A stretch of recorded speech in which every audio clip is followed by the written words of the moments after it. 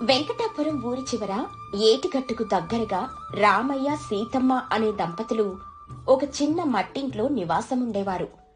వారికున్నది 2 ఎకరాల మెట్ట పొలం, పెరట్లో 2 బర్రెలు. ఉన్నదానితో తృప్తి పడుతూ ఒకరికొకరు తోడుగా ప్రశాంతంగా జీవనం సాగిస్తున్నారు.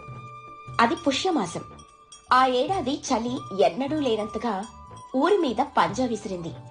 తెల్లవారుజామున లేచి పెరట్లోకొస్తే పొగమంచు ఒక దట్టమైన దుప్పటిలా ఊరిని కప్పేసి ఎదురుగా ఉన్న మనిషి కూడా కనిపించినంత చిక్కగా ఉండేది.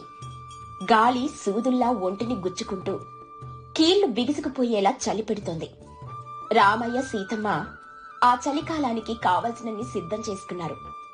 రామయ్య అడవికి పోయి ఒక పెద్ద కట్టెల మోపును తెచ్చి దొడ్లో వామి కింద పేర్చాడు. ఇక సీతమ్మ బియ్యం గిన్నెను, పప్పుల కుండను నిండుగా నింపి అటక మీద భద్రపరిచింది.